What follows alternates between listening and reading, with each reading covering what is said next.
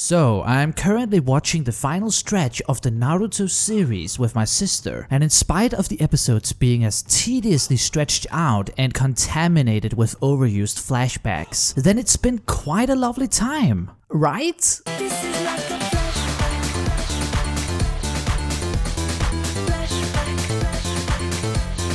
This is like a flashback.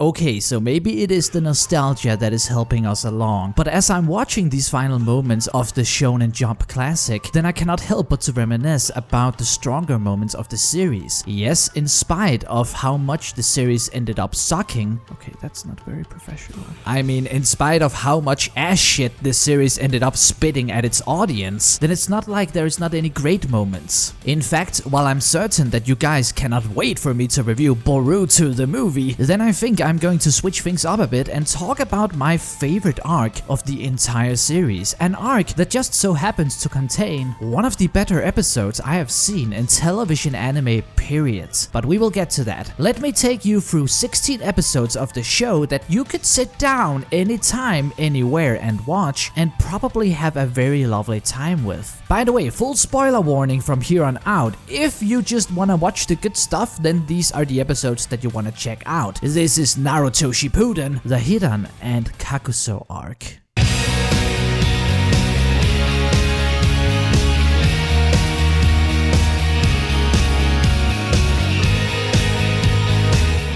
Okay, so the overarching premise of Naruto Shippuden is that a group of antagonists called the Akatsuki is sending out teams of 2 and 2 to find the Jinchuriki. Jinchuriki being ninja who have insanely super mega powerful beasts sealed inside of them. The plan is to steal the beast so that the leader of the group can conquer the world or something like that. Protagonist Naruto Uzumaki's got one of these beasts sealed inside of him, which is what ties him into the overarching plot. Anyway, none of that really matters because the antagonists of this arc are as interested in the overarching plot as we are, which is to say, not much at all. Let's meet them. We've got Kakuso, a bounty hunter who is fed up with everything and only believes in the one true truth, money. Then we've got Hidan, who is as extremely religious as they come. The two of them constantly lash out at each other and the banter between them is hilarious. In the small time that they appear in the show, we get a clear image of what they're all about and how they work together, but we're still not in doubt that these are the bad guys who's gotta go down. What eventually catalyzes this arc is not the two of them chasing down the beasts, but the simple fact that Kakuso wants to take a detour from their actual mission to kill off some random monk to gain some capital off of the bounty. This is not about conquering the world, it's just some guy killed another guy for money. And just like that, we got a revenge narrative. Sweet and simple. However, that monk just so happened to have a strong connection to Asuma, a badass Jonin ninja from the village hidden in the leaves. And he's got ties to the true protagonist of this arc, Shikamaru Nara. Asuma assembles a team of 3 fellow Jonin, Shikamaru being one of them, and the 4 of them venture off to seek out and beat up the 2 baddies. They find them, they fight. We'll return to the fight soon enough. Anyway, oh shit, Asuma dies. And it's actually really freaking sad. They do this whole thing where he tells each of his students how great they have become. It rains, fuck, they even give him his last smoke. And it's like, it's really sad. But it is nothing compared to what's to come. The sad news of Asuma's death spreads through the village and we have now reached the 10th episode of the arc. Remember the best episode I mentioned before? Yep, this is the one. There is not a cut, a frame of animation, a choice of direction or a selection of color in this episode that does not perfectly encapture the dreadful emotion of losing someone close to you and how it affects the people around you. I could probably spend the entire video talking about the various events of this episode, like Shikamaru relaying the news to Kurenai in a perfectly framed hallway, or him wandering around the city in melancholy while citizens of the city are just doing their daily things.